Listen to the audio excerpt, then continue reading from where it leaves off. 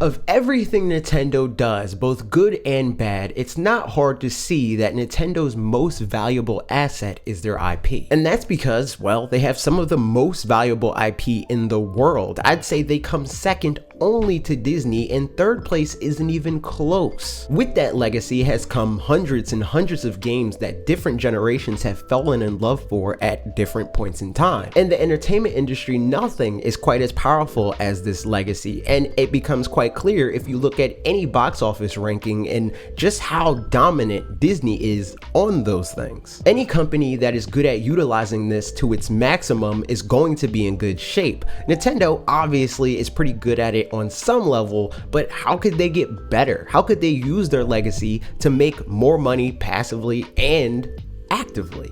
Let's talk about it.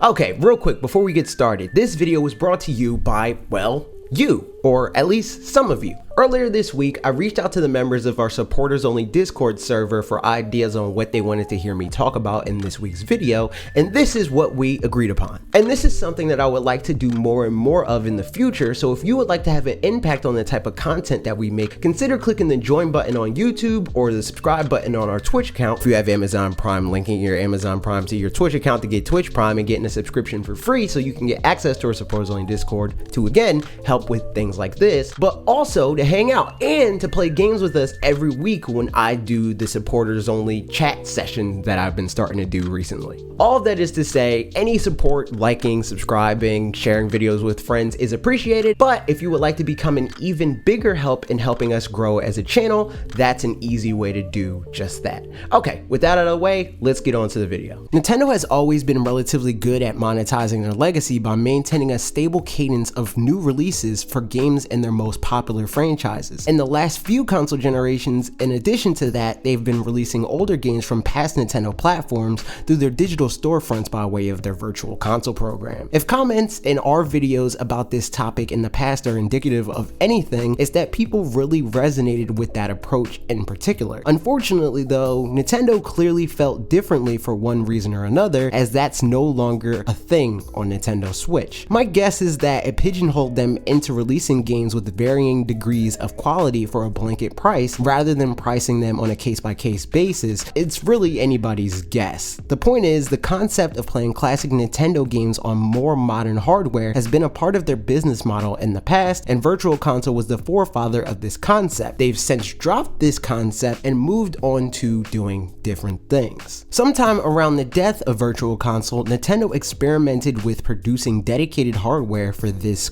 retro renaissance, as it were, with the NES and SNES classic consoles in 2016 and 2017 respectively. Many thought they would continue with this trend of releasing a classic console from each era as well as bringing classic content to Switch. Turns out the classics line of hardware seems to have been little more than a fun pet project for Nintendo that they didn't intend to make much of a major part of their yearly roadmap. I say this because we're over 2 years removed from the SNES Classic, and despite countless rumors, patents, and the typical discourse you'd expect to see around things of this nature, there's still no N64 or Game Boy Classic to be seen. With that being said, I do think this points toward their plan to continue to move their focus to releasing retro content to Nintendo Switch, and to some degree, we've already seen that come to fruition, albeit not at the frequency I know many have hoped for. As of right now, there are a few different approaches Nintendo and others have used to bring retro games to Nintendo Switch recently,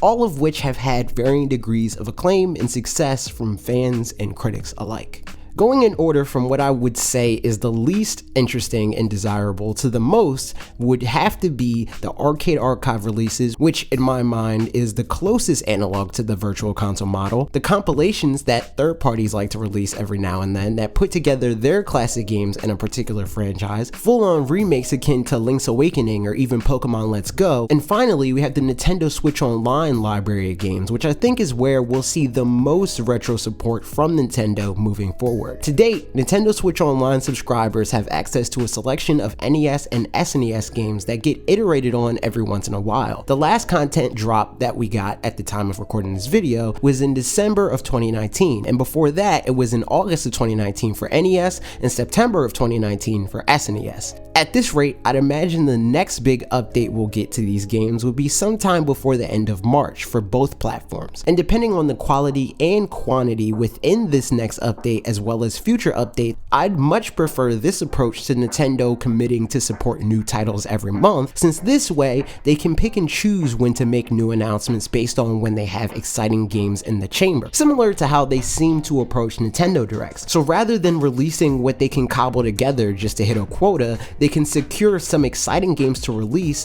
thanks to having a longer period of time to get the necessary licenses and make sure the games run properly on the Switch, etc.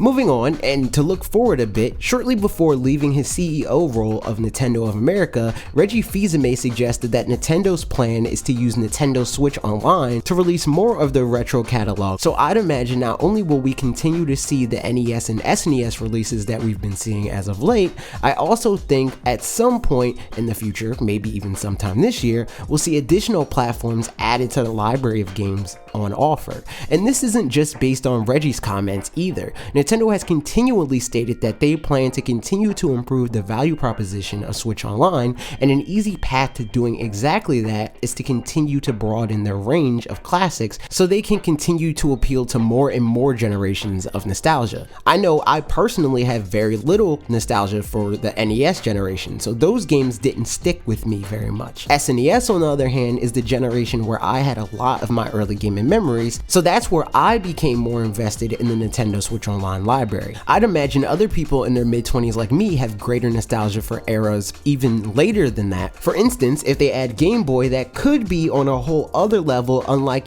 anything we've seen so far on Nintendo Switch, since the Game Boy brand is amongst Nintendo's biggest brands in terms of sales. That said, something tells me the amount of success that's possible there is largely dependent on whether or not Nintendo is afforded the ability from their Pokemon co-owners to allow Nintendo Switch Online subs to play retro Pokemon games for free on their Switch. Something tells me it's extremely unlikely that they would. Pokemon Company holds their cards way too close to their chest, and even Nintendo has tried and failed to get them to loosen up a bit in many instances. I'd say if they do decide to throw Nintendo a bone on this, it could be huge for all parties involved, especially if there's a way to make these games compatible with Pokemon Home. But I digress. Even though I think it's hard to argue Pokemon's impact on the Game Boy brand is an irreplaceable aspect of the Game Boy brand, if for whatever reason they can't manage to get those games for Nintendo Switch Online, it would still be worth celebrating Nintendo's handheld legacy in this way on Switch, because in my opinion, Switch is the best platform for games of this nature.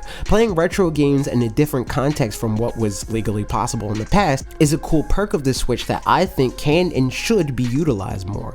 Game Boy players and Super Game Boys are cool and all, but I'd say this is a cut above those for the convenience alone. As far as adding Nintendo 64 games goes, I think they could garner a similar wave of support for Nintendo Switch Online from that generation, similar to Game Boy as well, albeit not nearly as big given their sales disparity. Although I'd imagine the problem with that platform and generation is it's hard to make those games look appealing when compared to 8 and 16-bit games. The N64 era was the awkward teen phase of gaming, so maybe they'd rather lean in another direction for that.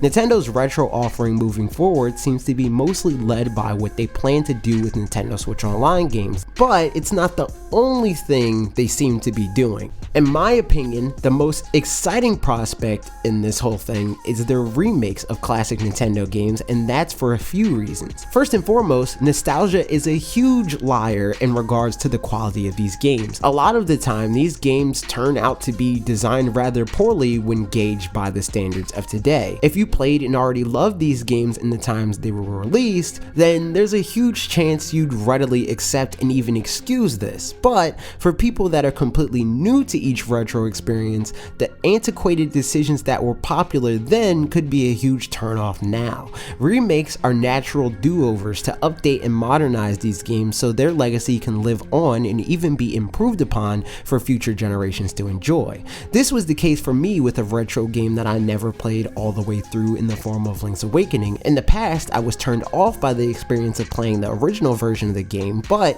Link's Awakening for Nintendo Switch was the exact refresh I needed. Pokemon Let's Go was an example of a refresh for a game that I have great nostalgia for and am very familiar with, that I appreciated for the modern changes that were made. And there's some potential smoke to this fire in the form of a bunch of trademarks Nintendo recently filed for classic games, including but not limited to Super Mario Sunshine, Kirby Air Ride, and The Legend of Zelda Ocarina of Time. I think if moving forward Nintendo can do what they did with their current stable of Switch remakes with other classic games that are popular or marketable enough to warrant full-fledged $60 remakes, that could be a solid solution to bring them to modern hardware, as well as being a major boon to Nintendo Switch's release schedule moving forward. Because if Wii U games can sell significantly more than they did in the past, imagine how much more a game can sell when even more time separates the original release from when it comes out on Switch. Contrary to what I feel is the popular opinion on this, I don't think that the most important aspect of preserving classic games for Nintendo is the relatively passive revenue that's generated by the sales of these games, but rather the big gaming franchises they could help sustain. I think if people play and fall in love with, say, Fire Emblem Three Houses,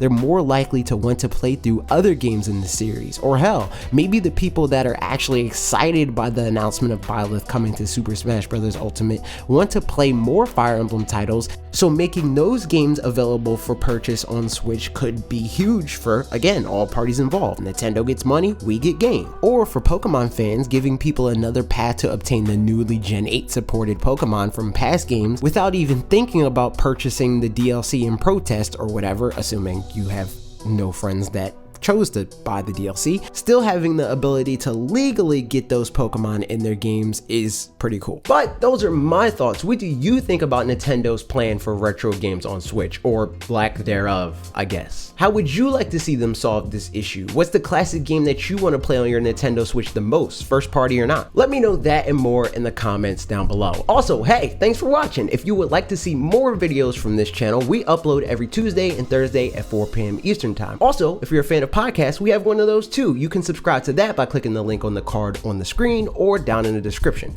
Okay, that's it for me. See you next week.